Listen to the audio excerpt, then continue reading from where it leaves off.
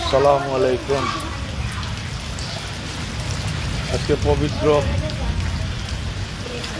ঈদের দিন বাসার ভিতরে পানি থই করছে। আমি সহ আমার সমস্ত ওয়ার্ডবাসী পানির ভিতরে পানির দ্বারা জিম্মি বিভিন্ন ওয়ার্ডের যারা বাসিন্দা তাদের পাশে যেতে পারছি না বলে দুঃখ প্রকাশ করছি।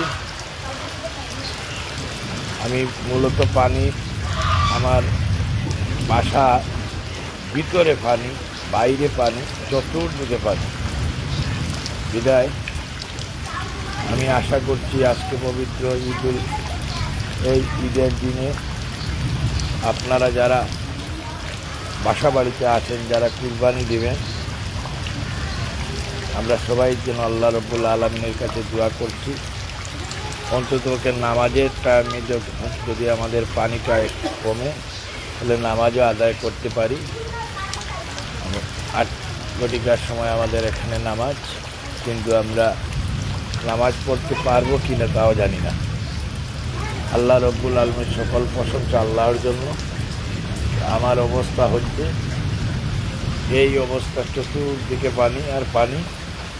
আমাদের একবার পানি একটু কমলো, আমার সাথে সাথে আবার পানি বৃদ্ধি পেয়েছে। আমরা দেখেছি মেইন রোড চৌকিদিক থেকে শুরু করে প্রত্যেকটা গল্লিতে পানি, এবং বাদাম বাগিচা শুরু করে সব জায়গায় শুধু পানি আর পানি। পানির আমার মনে হয় সমস্ত সিলেট মহানগরেই পানি অবস্থান করছে এবং আল্লাহ রাব্বুল আলামিন মুষল দ্বারা বৃষ্টি হচ্ছে।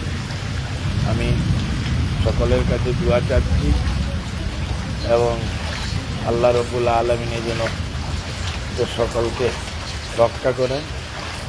একদিকে কারেন্ট নেই, একদিকে পানি, পানি আর পানি, সমস্ত কিছু মান নষ্ট করে দিয়েছে। আমরা আশা করছি পানির অবস্থা যে এত খারাপ হবে আজকের দিনে আমরা জানি না। আমাদের সকলের জন্য রব্বুল আলামিনের কাছে দোয়া চাচ্ছি যে পবিত্র দিনে যেন আল্লাহ রব্বুল আলামিন আমাদের সবাইকে রক্ষা করেন। সবাই ভালো থাকবেন, সুস্থ থাকবেন এবং আমাদেরকে যেন আল্লাহ রব্বুল আলামিন এই ঈদের জামাতটুকু ধরার জন্য তৌফিক দান করেন এবং পানি অন্ততপক্ষে যদি পানি কমে তাহলে হয়তো বা নামাজ আদায় করতে পারবো, সেই আশায় এখনও আমরা আছি। ইনশাআল্লাহ আল্লাহ আমাদের সবার সহায় হোক এবং আমি একজন জনপ্রতিনিধি হিসাবে আমার ওয়ার্ডবাসী এবং নগরবাসী সবাইকে অন্তত দোয়া করছি এবং দোয়া চাচ্ছি যেন আমাদেরকে আল্লাহ রাব্বুল আলামিন এই পবিত্র দিনে যেন আমাদের নামাজ আদায় এবং আমাদের কুরবানিটুকু দেওয়ার তৌফিক দান করেন এবং পানিগুলো যাতে আমাদের অন্তত এই জায়গার থেকে বাসাবাড়ির থেকে পানিগুলো যাতে কমে যায় সেই দোয়া চাচ্ছি সবার কাছে। আসসালামু আলাইকুম, ঈদ মোবারক।